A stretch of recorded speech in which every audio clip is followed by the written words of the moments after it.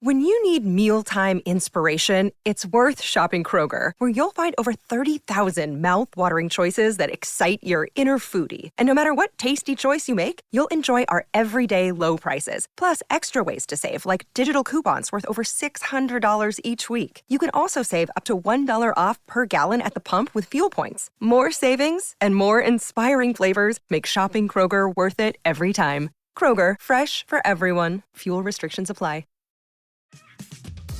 This episode is brought to you by Honda. When you test drive the all-new Prologue EV, there's a lot that can impress you about it. There's the class-leading passenger space, the clean, thoughtful design, and the intuitive technology.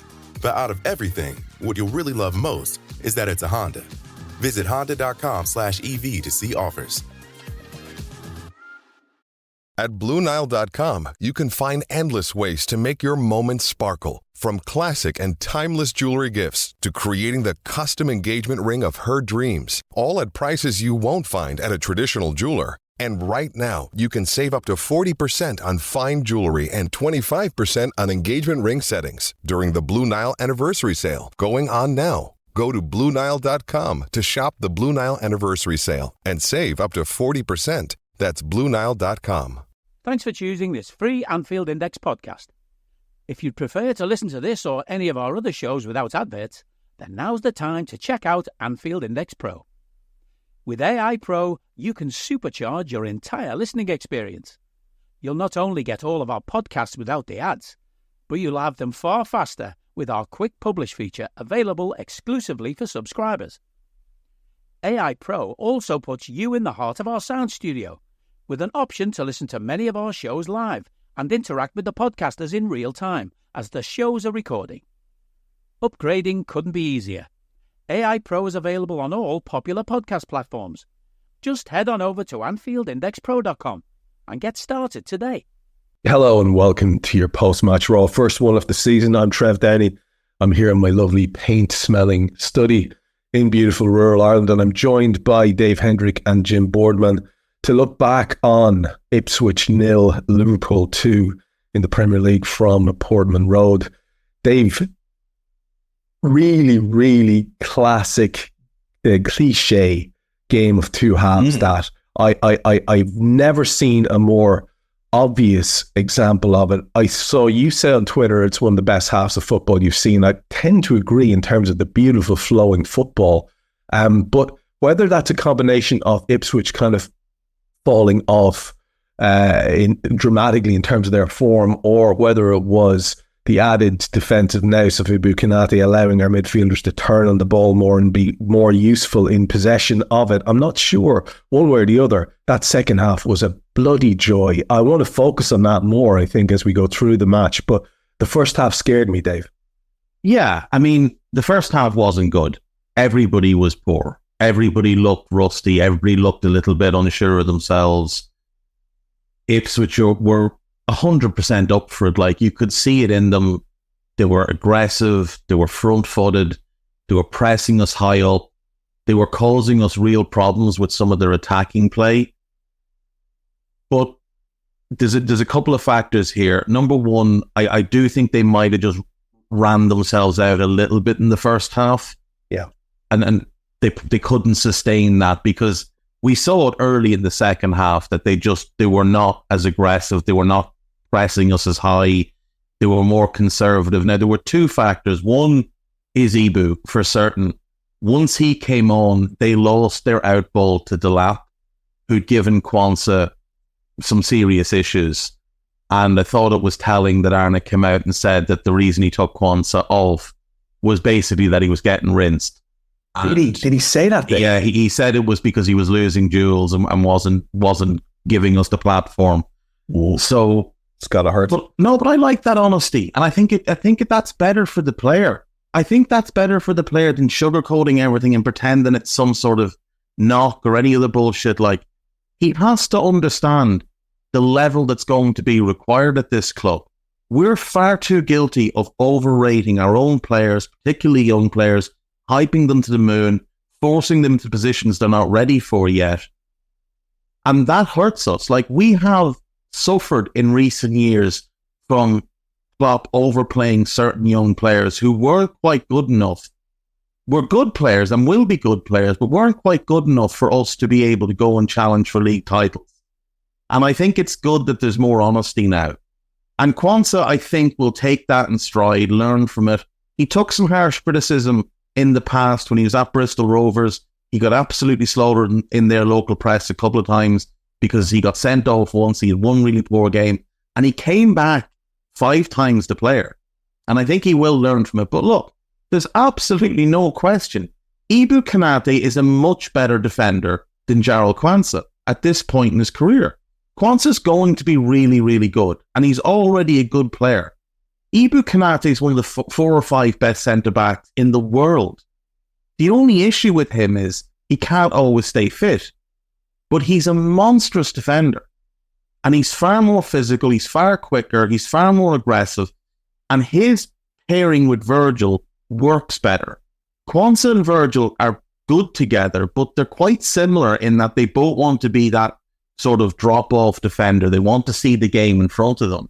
Whereas Ibu's more willing to be that front-footed one and go and do the dirty work. And Ibu coming on took away that out ball. That meant that they just couldn't send it long when we were pressing them and trying to pen them in. They obviously lost their right winger to an injury as well. Burns had to go off. He'd been a decent player for them to play to and then move up to.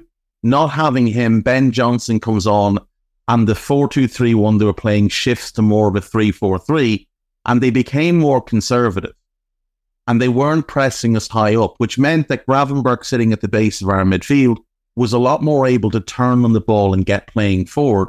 Whereas in the first half, he was getting pressed and he was immediately hot potatoing the ball away from himself. Yeah, and speaking of getting rinsed as well, Dave, just to elaborate on the point you made, poor old Robbo was having a torrid time with Burns in that first half. Robbo had a shocker. Yeah, he had him from minute 1 until he went off. He had an absolute shocker. He was awful at both ends. He's the only player you could say that of. I think everybody was poor first half, but other than Robbo, I thought everybody was somewhere between good and very good second half. Now you can quibble on Diaz because obviously some of the final third actions were poor, but some of his involvement in the build-up play was very good. But in that, like, once we settled in, once we started being able to build from the back properly, and also another big factor was Trent realising that not every pass needs to be a long one and starting to play shorter passes into midfield, starting to move the ball quicker. I thought Trent had a brilliant second half up until he went off. Yeah. Whereas he was playing outside the system first half and it looked very, very awkward. But the first half was poor, but I give most of the reason for that as credit to Ipswich because I did think they were very good. I thought they were really well set up, really aggressive, really front-footed. The lack of quality in certain areas is there, but look, they've got Sammy Smodics came off the bench, Calvin Phillips was off the bench. They'll both come into this team. They've got a couple more players that they're trying to bring in. I think Ipswich are going to stay up. I genuinely do. And I thought first half they showed a lot that they can be proud of. But second half, we were just outrageous. Some of the football we played was just scintillating stuff. We scored 2. We should have scored 4. Diaz should have scored. Jota should have scored the header. And we could have scored 6. Mo should have had a second as well. Mo should have had a second. Bradley should have scored. Yeah. Like, you know, you're never going to score every chance you get. And I think the Diaz and Jota ones were kind of the 2 biggest ones because the goalkeeper couldn't really do anything about either of them. Whereas he obviously made a good save from Bradley. And I think the Mo one got blocked, didn't it? Or was that a save as well? But some of the football in that second half was just absolutely out of this world. And I think, look, there's very clear areas that this team needs to be improved. Gravenberch, really good second half, dreadful first half, but he's not a 6 and he's never going to be a 6. We know that's an issue. And defensively, he was absolutely honking first half. Like, he just continuously fouled because he couldn't do anything else. But that's an area we know has to be improved. And we know the coaching staff and the front office think it needs to be improved as well, hence the pursuit of Zubimendi. Left back absolutely needs to be upgraded. I mean, I'm sorry, Robbo's a club legend. He might be the best left back we've ever had. I know there's older heads like Jim will look at someone like a Stevie Nicol or or Kennedy, or maybe before that with an Alex Lindsay, maybe that obviously pre-Jim, but a lot of people would say Alec Lindsay is the best left back we've ever had. But Robbo's in that conversation. He's been an outrageously good player for us. The first 5 years he was here, he was phenomenal. And for value for money, he's the best buy we've made in God knows how long. Basically Kevin Stewart and 3 million to get. Think of all the left backs who preceded him. Well, that's exactly it. Like from my entire watching of Liverpool from like 90 onwards, say, when I could actually, because obviously United we didn't get a lot of the games, but from say the start of the Premier League era, when football became a lot more accessible to us here, it was just one bad left back after another. I mean, we're all old enough to remember the the long gone days of Julian Dix being brought in for big money.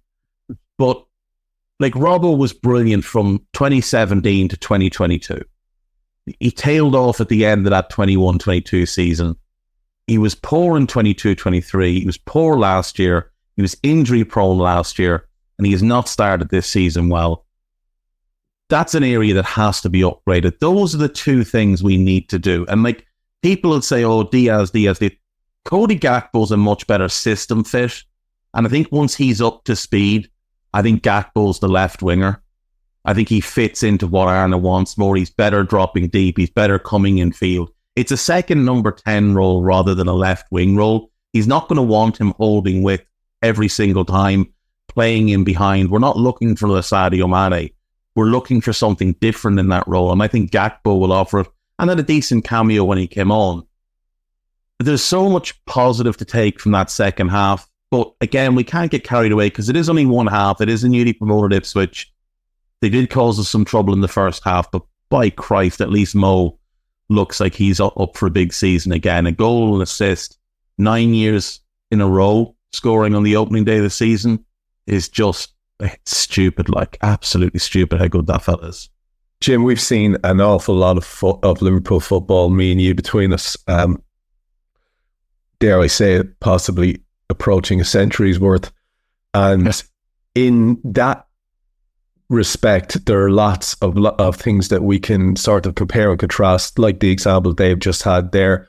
But just in terms of an opening day, in terms of more to the point, the first outing of a new manager, the shift that occurred in me mentally between the first and the second half was more sort of one of relief, because I do have this feeling that this guy just knows his onions. He knows what he's about. He has a way of working that seems to have been taken on board, with some Mo Salah talking about how it is actually quite different, despite the fact that everybody says it's quite similar, and Arne himself downplaying how different his system is. He has said in the past he's been influenced by Klopp himself and by Guardiola. But there's something of a quiet swagger about this guy, a confidence, and it's very heartening, Jim. I have to say, I was casting my mind back over, like I go back to my first new manager was Bob Paisley. There are big boots to fill here, and none bigger really than the trainers of Jurgen Klopp. And it's a good start for all the ropiness and sort of rustiness and despondency of how we were disjointed in the first half. When you see how it clicked in the second, Jim, there's got to be much, much hope in your heart, as they say in the song. Yeah, I mean, we've played worse than that first half under Klopp. Maybe there's been times when we've come on here and gone, "What on earth was that first half?" And yeah, and we've been punished quite often for that as well. We've played that badly, and they've taken a chance, and we've been a goal down. We've seen a game where we've come back to fight from behind, and it's all been really exciting. And you're thinking, yeah, I love the excitement, but can you just kind of sort it out in the first half? And that was my worry when I was kind of reflecting at half time was, we can't keep being slow to start games. But on the other hand, you look at us and I think that side, they Ipswich for the last however many seasons have already started by this point in our season. Their season's already underway. We've kind of had players who are like, they're barely back home. They've probably still not unpacked from the summer breaks. They've been on the summer holidays and the summer do stuff for the countries and stuff. There's not been a lot of time to work together. And I was thinking that maybe, there's an element of Slot sending them out and almost saying to them, just do what you've always done. And sadly, that because the wrong bit of the information that they got from that was like, start slowly in the first half. But you don't want to kind of bamboozle them, with all due respect, they're not going to take loads of information in. And although I'm sure Slot's a really clever guy and knows loads, and with all his staff, knows loads of ways we can improve, you can't kind of just dump all of that really quickly into players' heads and expect them to go away and be good with that and use that. So it's got to be done bit by bit. But then at the same time, sometimes, as the sort of Bill Shankly quote that I'll probably misquote now about football being a simple game ruined by idiots or something, it is a simple game, and we can go into all kinds of detail about how to do things, how to break their position down. But, what it all comes down to really is just doing what you're good at, doing the simple thing sometimes instead of the crazy thing, as Dave just alluded to then with Trent. There's a time and a place for the long pass. There's a time and a place for that amazing pass. Sometimes a little short pass is all you need. And maybe we saw Ipswich doing that themselves. The way they were working out from the back with short passes and getting ahead of us at times was impressive from them. But yeah, it does feel like he knows what Klopp did. He kind of understands that he's a decent coach. He's sort of watched Pep as well and seen what he's got. And from those, he's going to have his own mixture of things, his own ingredients, add his own ingredients as well as theirs, if you like, and come up with what I think is potentially a really good product. And I just feel at half-time he almost needed just to remind the lads, look, you're not that bad. Not as bad as you played in this half. Get yourselves up for this. You can win this. Remember who you are. Remember who you're playing. Ignore the noise from the away fans. This has been a Liverpool problem for years when you go to these kind of tightly packed, boisterous grounds where the fans are treating it like Wembley for them, if you know what I mean. And this must have felt like that for those fans, the Ipswich fans. So, we come up against this. We need to be better at dealing with that. Quieted them down, which we did in the end in the second half. They were very quiet. And it can't all have been down to Ed Sheeran, who got mentioned once or 12 times in that game. It's just impressive to go to Belgrade and they just fell apart without him. That's it. The line.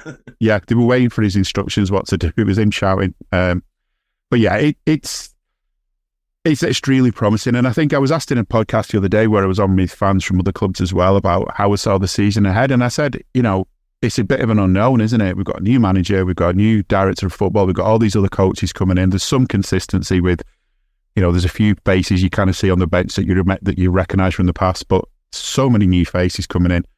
Okay, we've got all that data sitting in we've got banks of data that you can go and look at to see what was discovered in the past about us and our opponents. But yeah, it was a great unknown. What are we going to face? And I felt like the first half, it wasn't that much of an unknown. It was like the old Liverpool of just taking too long to get into a game. Where are they? Get moving. Second half, as you say, it was like chalk and cheese. And I'm just hoping, I want to see more of the second half over the season, as I'm sure we all do. And I think we can. I think we've shown today what we're capable of. I do agree that they would have been tiring second half because they did put so much into it. Adrenaline was getting them through the first half, and maybe there was an element from Slot of thinking that's what they're going to be like. So go easy first half because you're not up to full speed yourself, lads. Go a bit easier first half, then second half go for it. And it took less effort from us to do more, if that makes sense, because they weren't quite as formidable against us as they had been. When you need mealtime inspiration, it's worth shopping Kroger, where you'll find over 30,000 mouth-watering choices that excite your inner foodie. And no matter what tasty choice you make, you'll enjoy our everyday low prices, plus extra ways to save, like digital coupons worth over $600 each week. You can also save up to $1 off per gallon at the pump with fuel points. More savings and more inspiring flavors make shopping Kroger worth it every time. Kroger, fresh for everyone. Fuel restrictions apply. Ryan Reynolds here from Mint Mobile. With the price of just about everything going up during inflation, we thought we'd bring our prices down. So to help us, we brought in a reverse auctioneer, which is apparently a thing. Mint Mobile Unlimited Premium Wireless. How to get 30, 30, how to get 30, how to get 20, 20, 20, how to get 20, 20, how to get 15, 15, 15, 15, just $15 a month? Sold! Give it a try at mintmobile.com/switch. $45 upfront payment equivalent to $15 per month. New customers on first 3-month plan only. Taxes and fees extra. Speed slower above 40 gigabytes. See detail. This episode is brought to you by Experian. Are you paying for subscriptions you don't use but can't find the time or energy to cancel them? Experian could cancel unwanted subscriptions for you, saving you an average of $270 per year and plenty of time. Download the Experian app. Results will vary. Not all subscriptions are eligible. Savings are not guaranteed. Paid membership with connected payment account required. I don't need a VPN. I've got nothing to hide. This is what I used to tell myself before I hooked up with LibertyShield.com. Not only is my home internet now fully encrypted, but I can now access all the websites I want, whenever I want, and do so from absolutely anywhere. As a Liverpool fan, I love to know I can now watch every match, regardless of whether it's on UK TV or not. My Liberty Shield VPN makes sure nothing is blocked and guarantees me super fast streaming speed throughout that match. You can get connected right now with their software package, which includes a 48-hour no-obligation free trial and instant access to their apps for Apple, Android, Fire TV, PC, Mac and Android TV. Or go a step further like I have and get one of their pre-configured VPN routers. These small but powerful devices allow you to easily connect every device in your home to VPN, making it the perfect solution for smart TVs, Mac boxes and games consoles. Visit LibertyShield.com today and use coupon code AIVPN25 to get 25% off at checkout. Just one thing, if I can just jump in quickly on Quansah. He didn't, so I'm just reading his quote here. He said, "We lost too many duels in the first half, especially against the number 9. And we wanted to be more aggressive and win those duels." So he didn't specifically say Quansah didn't win his duels, but he implied it by taking him off. Quansah only won 50% of his aerials in that first half, whereas Ibe won 75 in the second half. And he's got a reputation for dealing well with youngsters, hasn't he? That's one. I mean, of all the things that people were saying when we first got linked with Slot, it was how good he is with the youngsters, how he brings them through and stuff. And but I think I've also seen Jem, like he's not just going to bring them through for the sake of bringing them. No, through. There's none of this. We have this young player, so we're just going to put him in the team. Like Besetic has been told to go on loan. Bobby Clark has been sold. Carvalho's been. Klopp probably would have got rid of Carvalho, but he wouldn't have sold Clark. And he wouldn't have loaned out Besetic. He would have kept them around and put them in the team when they weren't ready. And like we see today, Harvey Elliott not coming off the bench. Every single game last year, he was in the team either as a starter or off the bench. So Arne's clearly setting a higher bar for what's required to get into this team. He was also implicit after the game when he said we need to continue to strengthen. And I think he was saying, to Richard Hughes and Michael Edwards, lads, get the fucking deals done and get them done quickly because this team can go places. But like you guys said, like it is a significant change from the Klopp way of playing. Like he's obviously taken some inspiration from Jurgen in terms of the off-ball press, but his press is more controlled than Jurgen. Like it's more Guardiola than Klopp. But on the ball, I mean, we look a totally different team. We don't look anything like we have in the last few years under Jurgen. Like it's much more like a De Zerbi Brighton type of setup than it is anything to do with Jurgen. And it's going to take time. Like it's going to take weeks and months for him to get across all these messages. But I really like the way he's got a clear plan for what he wants to do. And he's talked in his press conference yesterday about how, if he's here 6-7 years, he'll still be able to improve the team. There's no perfect team in his mind. He always wants more. I think that's really refreshing. So while we've lost an amazing manager in Jurgen, and nobody would say that Arne Slot is as good a manager at this point as Jurgen, he might well be a better coach than Jurgen in terms of what he does on the training pitch. Now, a big part of that is Jurgen doesn't do a lot of that. Pep and Linders does it. So we're not really looking for him to replace what Jurgen did in terms of improving players. We're looking for him to be a better version of Pep and Linders, because a lot of the management stuff will be taken care of by Hughes and by Edwards in terms of, managing the squad, transfers, etc., etc. And Arne can just focus on getting the players in the best position possible to play the best football and be well prepared and be ready. Like, there's no reason. People are crapping themselves all summer about this drop-off that was coming. I genuinely don't see it happening. He should have had Jurgen. He doesn't need to be. There's no reason for it to happen. We've been saying that kind of religiously, both of us on separate shows. I've heard you say. I think we've lost the players who would have dropped off more as well. We've lost the players who were already. They've gone to the players who were coming to the end. I don't think these lot quite at that stage. The only one that is Roberts. Like, he's the only one that's very clearly at the end of the road. But you can do a Jimmy Milner role this season, only in one position, but, he can be the one that comes in. But yeah, we shouldn't be relying on starting every game, should we? But speaking of starting, Jim, let's have a quick look at you and I at the Liverpool 11 that did start, and then I'll go to Dave for the Ipswich one. And on paper, it's solid. We've got Ali back. We've got a back four there of the two nominally best fullbacks that we've got, without a doubt. Robertson's form didn't prove that, but he has it in him. Quansah and Van Dijk were the centre-half partnership. You got a midfield of Gravenberch, McAllister and Dom Szoboszlai, which obviously would have raised eyebrows in terms of, well, there's not our defensively minded player there that we'd want. Gravenberch sitting the deepest. And then Diaz, Jota and Mo up top. With a subs bench of Kelleher, who may or may not be up for grabs.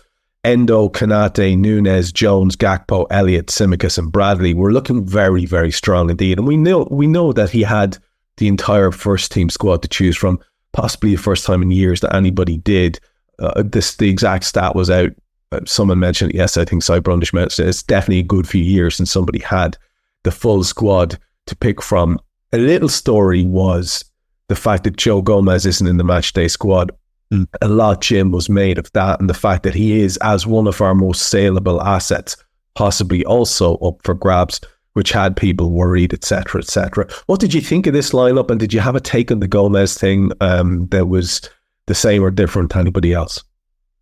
Yeah, I mean, looking at the lineup and thinking, forgetting for a moment that we have a new boss, I kind of looked at the lineup and thought, yeah, that's pretty much how I would have guessed it based on everyone being fit, with the exception of, would I put Quansah in before Konate? But I'm not sure. But there were times last season when that happened, and my first thought was maybe Konate's not fully fit, and we're thinking we'll just we don't want to chance him from the off. Maybe that was the case. Who knows? I was surprised to think that Quansah could come in ahead of Konate, on merit, and that's no disrespect. It's just, you got a hell of a centre back pairing in front of you if your name's Quansah. You expect to not necessarily start every game. So I thought maybe there was an injury. And up front, it's the usual sort of, Salah's got to start unless there's something badly wrong with him. And then it's who you pick out the others, and depends on the game, depends on the opposition, depends on how they're being. And the fact that you've got 5 front men to take 3 roles is such a good place to be in. We'll see, obviously, as the season goes on, whether, say, Darwin is as good as we're all hoping he's going to be, or whether everyone else in the world's right and he's just a shit Andy Carroll. I can't see that myself. But yeah, that lineup was pretty much how I would have kind of expected it. The only thing is I thought maybe McAllister would have had the deep role as we kind of saw him last season. And the other thing about the lineup, of course, was that the fact that we're having to think who's playing the deep role when we should be thinking, look at that new player in the deep role, which we can cry all we want about. It's not happened yet. It could do with happening in the next couple of weeks. A year ago, we were saying exactly the same thing, and you'd think by now we'd find someone. But at the same time, I get the idea that you don't want to just go and spend money for the sake of it. You don't want to bring somebody in who ends up being no better than Gravenberch or McAllister in that role. What's the point? There's no point doing that. Endo didn't have a great pre-season from what some people who watched it said. I've not really watched much of pre-season, so can't really comment. And then when it comes to Gomez, I was just thinking, when you think about it, he's kind of, where would he go in that 11? Would he be, he's kind of our third choice left back, our third choice right back, and our fourth choice centre back. And that's one way of looking at it. But of course, the other way of looking at it is he's been the guy that we could rely on to play at left back, at right back, or centre back anytime we needed him. And to me, him going has to be because we're not expecting to need to fall back to that level this season, that we're expecting to have maybe another centre-back brought in as cover.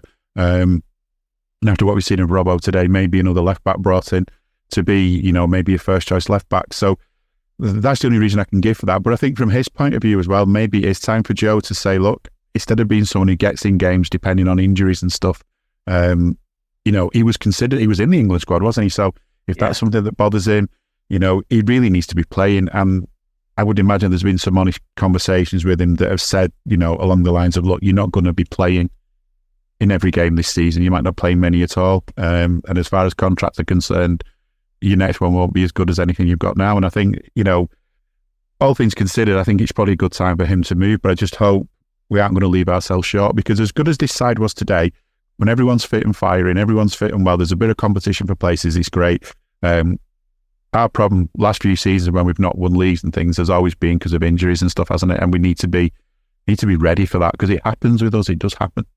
I think that's a really good point, Dave. I want to get a quick take from you on this Gomez thing as well. Whether you think it's a storm in the teacup or whatever, because as I'm listening to the Jim, I've become kind of horrifically aware that if we did move Gomez on, we're an Ibu Kanate likely injury away from having only, a couple of centre halves to choose from. Then it's getting a bit thin on the ground. As Jim said, we've all got a horrific muscle memory of that exact situation. Yeah, look, I've been saying for a while, a couple of years now, I think Joe should probably move on for the sake of his own career. Not because I want him to leave. So I like Joe. He's a good player. He can play a bunch of positions. He's very popular in the squad. And he's clearly a very good human being. So he's a good lad to have around. And obviously, he was in the England squad. He's a player of good quality. He'd start for most of the Premier League. Like, Joe Gomez would start at either right back or centre back for the vast majority of the Premier League. But the injuries have held him back, and they've ruined multiple opportunities for him when he has looked to be establishing himself. But like, Joe arrived in the summer of 2015, right? He plays 618 minutes and then he tears his ACL. That's 15-16. We move on to 16-17. And he's obviously coming back from that injury. He's very young. Remember, what was he, 17 when we signed him? We're trying to develop into a top 4 team, whereas the team he joined was looking like a team on the ropes. The next season, he plays 945 minutes because he's working his way back. And then he gets that secondary injury and misses some time with I think it was an Achilles tendon issue he had. Then in 17-18, he plays 2,464 minutes, but he's rotating at right back with Trent, and everybody can tell this Trent kid, what on earth have we got here? Like, Joe is not going to be the right back, and he's barely playing at centre back, one appearance at centre back that year. In 18-19 then, he obviously does get a run in the team, but again, he's shifting time between centre-back and right-back, 1,646 minutes, and he breaks his ankle, and he misses a chunk of the season. He got hurt playing away to Burnley. 19-20 then is the season we win the league, and he finally gets an extended run at centre-back. He plays 3,290 minutes, and he was excellent. Absolutely excellent. And then in 2021, he starts the season brilliantly. Virgil gets hurt. He's playing centre-back next to Fabinho, next to Matip, and looking like Franco Baresi in there. And then he gets hurt himself, tears his patella tendon, plays less than 1,000 minutes. So you've got one season to that point where he played the right amount of football, was that 19-20 season. Then in 21-22, obviously misses most of the season because he's still out with the horrendous knee injury, comes back, and just doesn't look right. Doesn't look right at all in 21-22. 22-23, he has a dreadful season. Combination of injuries, poor form, maybe not having the full trust of the manager. He plays just over 2,000 minutes and none of it is good. And then last year, he starts to become like the new Milner for Klopp. And he's playing left back, he's playing right back, he barely plays any games at centre back, but he steps in midfield as well. But he still only plays 3,100 minutes, which is still less than he had in that 19-20 season. But we're talking 9 years of Joe at Liverpool. 9 years, only 2 seasons over 3,000 minutes. Like, his career minute total is in and around what you'd normally expect for a 23-year-old that came into a team at the kind of age Joe came into us. Joe was 27. Like, he needs to go and play a lot more football. He deserves to go and play a lot more football. I have no issue with Joe Gomez looking around and thinking, you know what, I've won my medals, I've got a league title, I've got a Champions League, I've got a bunch of cup medals. I've made a bunch of money here. I'm going to go somewhere else, even if it's a step down, even if it's a Newcastle, a Villa, or even a step below that, a West Ham, a Palace. And I'm going to start there and I'm going to be first choice every week. And I'm going to go and enjoy my football. And maybe that can springboard me into the England squad if I'm playing more regularly. Because he has to know he's good enough to play for England. He has to know. So I don't have an issue with Joe going. Obviously, I agree with what you're saying about, he is great cover for us. But let's be honest. At the moment, he's the third choice right back, the third choice left back, and the fourth choice centre back behind Virgil, Ibu and Kwanzaa. So it's not a massive blow to the squad to lose him. Assuming we keep Sepp Vandenberg, we'll still have 4 good centre backs. We'll still have 2 good right backs and 2 iffy left backs. But if we buy a left back, particularly one who can play a bit of centre back, like an Anashi or a Hincapie or a Lukeba, then the only thing we've missed out on is Joe's ability to play at right back. Everything else is covered again, but with a player who's maybe more naturally settled at left back and maybe doesn't have the injury issues. So I'm more than fine with Joe going as long as we bring in that left back. If Joe goes and we don't touch the defence, I would be a little bit concerned. Because as you said, an Ibu injury means you're down to just the 3 centre-backs. Hey guys, it's Eddie Gibbs from Anfield Index here. I hope you're enjoying this podcast and I'm sorry to call time on the show before it ends.